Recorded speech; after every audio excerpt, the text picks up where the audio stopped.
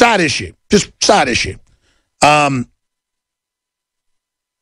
going to go to break and come back and cover the news, ladies and gentlemen. There's a lot more of it. If you just tuned in on the radio and you go, what's he talking about, cameras and lights? We simulcast television here.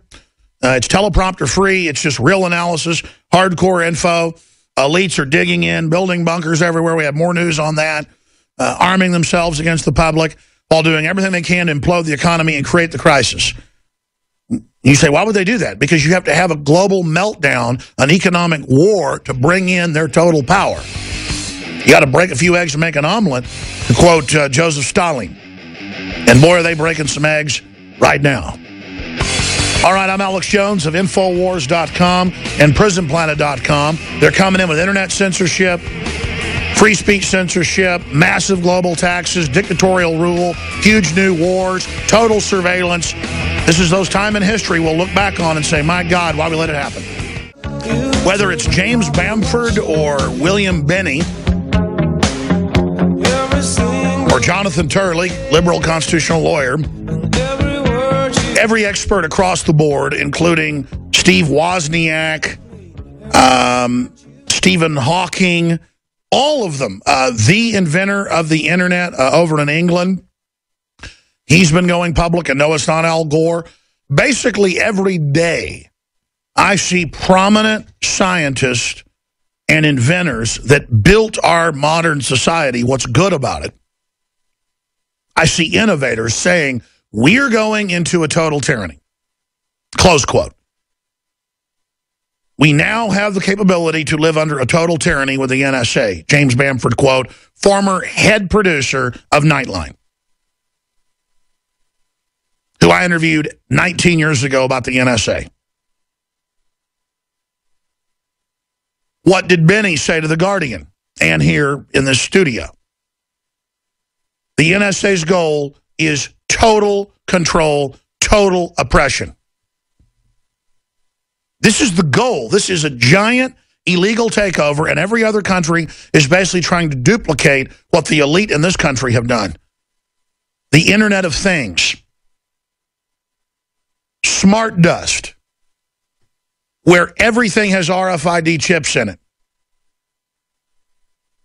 and is tracked in real time, not to stop crime, not to empower society, but to game economies, to consolidate them. 2 years ago, I was watching Davos, Switzerland meeting, basically a public Bilderberg meeting, where they admit about 90% of it, but put their spin on it.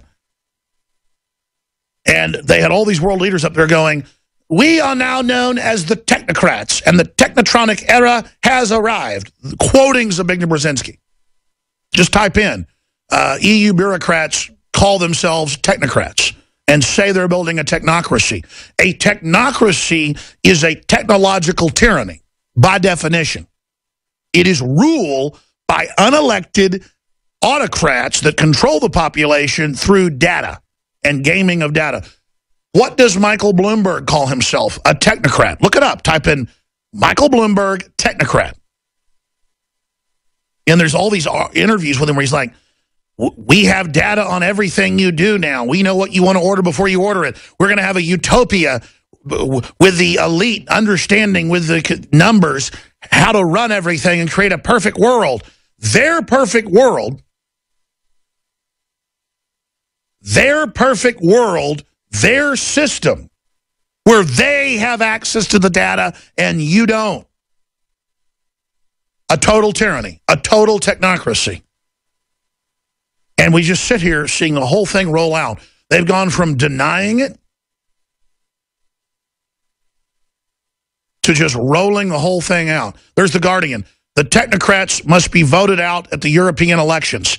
Even mainline liberals like The Guardian are freaking out right now. There's another Guardian article out today how millions were spent just in the last few weeks to buy off the members of the Senate that voted to not let the public read the TPP, the Trans-Pacific Partnership, and to give Obama the dictatorial power to make any agreement he wants with anybody on trade, period, making him a dictator. No wonder there's armored vehicles. No wonder there's surveillance cameras. No wonder they're spying on us illegally. and going after their political enemies. Because it's real, folks. They're going for broke. They're going all the way. They've committed. It's like when you're in college, you see that beautiful, smart woman you've been seeing around the dorm or whatever, or at the gym, and you're going to go ahead and go over and hit on her. You're committed, and you walk over, and she turns towards you, and you got to open your mouth, and you got to see how charming you can be when you invite her out to dinner or to a movie or to go dancing. Well, the globalists aren't asking a nice girl out dancing. They've jumped off the high dive. They're going in, feet first on top of us, and they're committed. I mean, they're putting poison in the water. They're chemtrailing. They're building new reactors everywhere with even worse technology than 30 years ago, where they can just melt down. They don't care if reactors melt down. They don't care if GMO spreads and gets into the atmosphere and creates a blight, which they predict could happen, that the movie Interstellar is based on. They're demons, folks. They're dangerous. Anybody could study them and say, this is a group of megalomaniacal, power-tripping, crazy people who are going to destroy the planet. And they're starting war with Russia. They're starting war with China. They're waging war on just life itself because they see anything that's independent, from a plant growing on its own to a family, as an enemy. They are total control freaks. Good people always lie down until things get really bleak, really dark. It's a pattern. It's a cycle. We're now experiencing what our ancestors have gone through of every race, color, and creed over and over again. The cycles of decadence, the cycles of rebirth, the cycles of renaissance, the cycles of decadence, the cycles of corruption, the cycles of tyranny, the cycles of collapse, and then rebirth. But sometimes civilizations are never really reborn. They just stagnate into a long nightmare, a dark age, a long despotism. But things are different now with nuclear weapons and fission fusion and hadron super colliders, cyclotrons, geoengineering, genetic engineering, nanotech. The mistakes that elites have made in history before, really just their mad power lust to become God, will be magnified and manifest thousands of times what they ever were previously. Destructively, militarily, millions of times.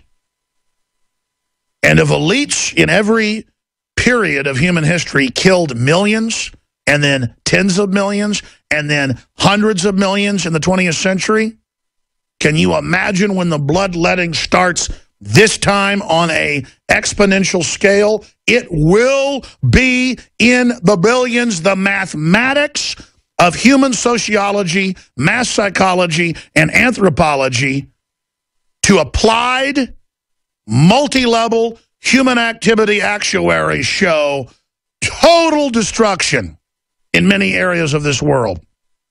And the globalists have decided to accelerate this and to control it and to try to right it. Their argument is it's like the famous Red Adair bombing with dynamite oil wells that no one could put out, using an explosion that's bigger to put out the fire. That's what they say at the very highest levels of the last echelon before you enter the star chamber itself of pure satanic evil. Because you enter that chamber, you go to that level. It's all about killing everything on this planet as a monument to death. The desecration of beauty, the desecration of the future, the desecration of this long march of humanity struggling, fighting, betraying, honoring the good, the bad, the ugly, everyone who's lived, all their hopes and dreams, dashed, all the good, overturning evil, defeating evil, over and over again, going through hell to do it. The triumph of good over evil. Evil can never beat good long term, so now evil seeks to destroy all life on the planet, to destroy it, to have total nihilistic victory. And they argue that the elite will then blast off and leave the planet because we weren't meant to save the earth, we were meant to leave the earth. Yes, we were meant to leave the earth, but we were never meant to destroy the cradle that God gave us. And right now, we can't get off the planet. We're imprisoned here with a bunch of psychopaths who are the type of people that want to grab little kids out of the back of somebody's yard and put them in a basement for 2 months and torture them and terrify them and rape them and then finally kill them when they go into a catatonic state and have, quote, been used up. Well, you take those people and you give them 180 IQs and you inbreed them and you give them power, and that's what we're facing. The good news is every top scientist of any repute, of any renown, is in the news saying, we're going into total tyranny, anti-human nihilism, they're raising an AI system, genetic engineering out of control, nanotech, we're not going to make it. In fact, Rob did a piece on it a few weeks ago. I never aired it. We ought to cue it up and play it. It's titled, Stephen Hawking Agrees with Alex Jones. Hawking came out and said, we'll never survive 1,000 years. And I said, Hawking, we won't survive 100. We won't survive 50. He came out a week later and said, actually, I've revised things. We won't survive 100. We're not going to survive 20 if we don't put the brakes on this right now. These people have got to be stopped. So, yes, I'm not worried about them coming after me because I'm not going to go skeet shooting and fishing and deep-sea fishing and play golf and enjoy a fancy car and go out to fancy restaurants knowing my seed, my children, will never make it to the future, and their children certainly won't. All that other stuff is window dressing. My life is window dressing compared to the continuum of my ancestors and everything they did and all their genetic information and their memories and their love and their passion and their spirit. They pass on like an electrical current connected to myself, to my father and my mother and their parents back. I am connected to the very first people on this earth, just as you are. It's epic. It's over the top. It's incredible. Look at the airplanes in the sky and all the life and the computers and the relationships and the humor and the music and the mysteries. It's so fabulous what God's given us. And we're told to sit here and look into the dirt and care what Kim Kardashian is up to, and to care what Hillary Clinton's up to, and to care what LeBron James and Obama and Miley Cyrus and all these people. And again, I'm all into celebrating human potential, celebrating the human structure, all of it. But we're given these icons so they can piggyback globalist propaganda on to the celebration of those icons. I'm not against celebrating a woman with beautiful dark hair and sexy eyes and voluptuous curves, but when she's attached to a bunch of poison, I am. I'm not against celebrating a piece of cheese. It's tasty, but I don't want to put my finger on it and it's really a trap and slaps down on my thumb. And, of course, in the scale of things, snaps down on my neck. Snap your fingers, snap your neck. This isn't a game, people. This isn't a joke. It's not a drill. It's toe-to-toe with scientific psychopaths. A scientific dictatorship that's almost ready to walk. It's getting up on its knees. It's learning to walk. We're feeding it. We're funding it. We're protecting it. And it's growing. It's replacing the military with robots and drones. It's replacing the jobs with robots and drones. It's not like it's some innovation that just happened. They've decided to end the world as of men. You want to defeat the globalists? Grow a garden, have an outside cook stove, get a few acres somewhere in the country. Even if you're poor, you can do it. Go out there, start spending time. Don't comply with the system. Get with other people and don't comply with the system because they've actuated the system to implode your economy. They've actuated the system to make you dependent so you can be basically bought off and controlled and then phased out. You want your welfare? You want your food stamps? You're going to take inoculations. And then you're going to be brain damaged, and then you're going to die. I want to get to all this news, but look at these headlines.